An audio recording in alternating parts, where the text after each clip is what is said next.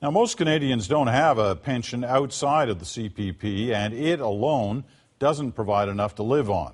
But critics have suggested this new pooled plan would be no different from RRSPs. Here's Joanna Remiliotis on what it might mean for you. Peter Terrace is 49, washes windows for a living, and hopes there will be enough grimy ones around to clear his way to retirement. Kids in school and university and things, so sometimes it gets chewed up pretty quickly, but we budget and we get by. But yeah, to be honest, right now there's not a whole lot there for the retirement times. 46-year-old Christopher Sheedy also dreams of packing it in 10 years. He owns his own bookstore and welcomes any plan that could help him save more.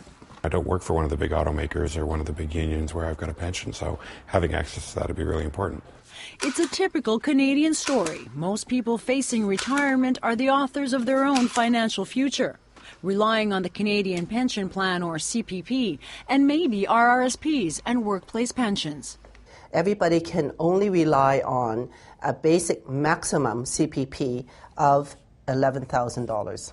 But the math doesn't always add up, says retirement advocate Susan Eng. Make sure that you have RRSPs, which many people do, and the most important factor is workplace pensions. Important because workplace pensions provide the most reliable stream of income.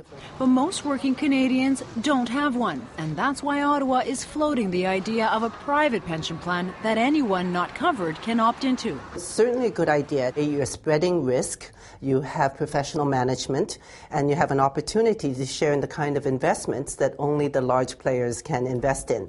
More profit, more gain, but there are a lot of concerns that when we're handing this much money over to the private sector without any public sector as competition or to set some rules, then we haven't improved on the status quo very much. The government has promised it would regulate a new pension plan. But are debt-ridden Canadians financially fit enough to invest in any plan? That, experts say, is the bigger issue. If the government creates a vehicle for me to save money for my retirement, but I don't have any money to save, or I don't find the money to save, I don't make the sacrifices, we're not going to get to the destination we're looking for.